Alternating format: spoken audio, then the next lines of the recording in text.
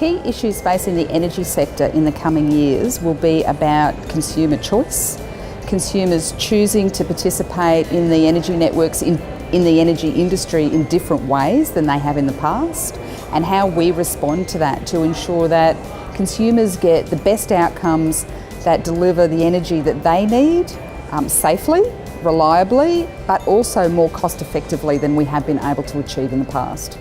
Innovation in Australia is thriving. I think there's a lot of serious discussion happening in your country saying, where is the energy headed towards, especially from a utility point of view.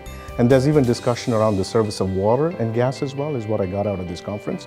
So very excited about this. It's innovation, and the Australians have a fun way of doing it. So I think that events like this are incredibly important for people in the electricity sector, both here in Australia and in the US, because what we so commonly find is that utilities and solar companies and government agencies are individually trying to innovate and individually trying to solve problems without necessarily realizing that someone else is wrestling with the same problem they are.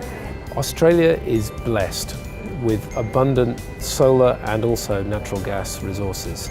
That puts us in a very exciting place to get to a low carbon, high security, energy self-sufficient position. This event is a fantastic opportunity to meet with all of our stakeholders and industry partners across the supply chain and talk about the future of energy at a time when Australia is going through a customer-driven energy transformation. Once upon a time, a technology company like ourselves being disruptive and on the fringes, we're now finding ourselves right in the middle of what's happening to networks today. The grid has lots of different meanings to different people. So a lot of it think about as the distribution and transmission of electricity. I think of it as more of a holistic thing. It is no longer about electricity, frankly. The grid is about information. I'm a massive grid nerd.